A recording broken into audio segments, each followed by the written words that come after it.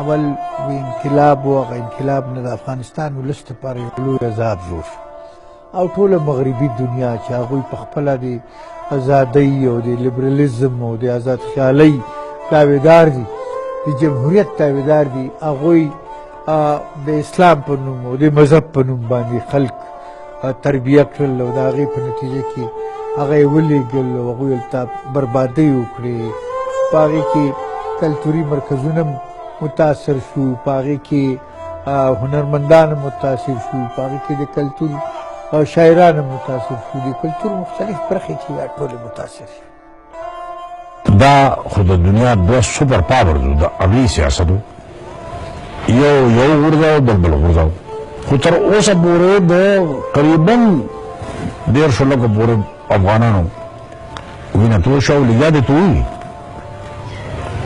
موږ خو نه سوپر پاور و نه د سوپر پاور دعویدار و نه زموږ سیاست و موږ خو یو قوم ځان له څلور ټوکړو پراته یو پښتانه که هغه طرف ولو که دې طرف ولو هغې نه دي بجای انسان جوړولو بجای یو پښتون چې کم د پاکستان برخه ده یو حصه ده هغې په ځای هغې نه دي مجاهد جوړ کړو او دې دپاره یو پوره پراسس چلېدلی دی هغه پراسس څه چې پښتو نه اسلام سکول نه مدرسه خبرې اترې نه ټوپک د قبایلي بیلټ کې دې خلکو چا چې غوښتل چې پښتانه په دې جنگ کې د دې جنگ حصه جوړه شي او د دې جنگ یو د ایندھن په طور باندې هغې استعمال شي نو هغې خلکو چې هغې کې د امریکې رول هم دی او د پاکستاني اسټابلیشمنټ رول پکې هم دی هغې پښتانه استعمال کړل او پښتانه یې د اول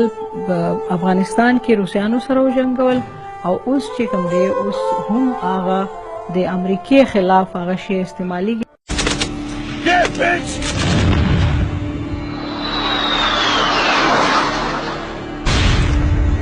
Oh yeah, baby. Fucking love you. Do it right, check. دوه قطبي دنیا کې د یورپي او امریکي مسله دا وه چې هغه به شورویان چې دی او د هغې هغه نظام شوروي نظام به ختمی او د هغې د شورویانو هغه مسله دا وه چې هغې افغانستان کې د خپل اشتراکي حکومت مدد کولو او زمونږ مسله دا وه د پاکستان چې دی ځان له ډیورن لاین سیکیور کولو دلته پښتنو کې چې کوم دې کې شک و شبه وه چې دا سبا له ملک خدای خبر څه سلوک کېږي هغې نه چې دی خلاص یم دې دپاره چې دا نوی بریډ جوړېدو نو دې امریکي پیسې هم راغلې وسله هم راغله زموږ دې کسانو هم مله ټریننګ ورکړو کافي لوی تعداد کې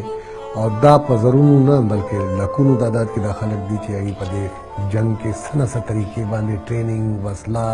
پیسې کاروبار کې ترقي دا غشتي دي دغه شی چې په دغه منطقه راغی نو د هغې په نتیجه کې قبایلي علاقې ټولې بربادې شوې ترقي ودرېده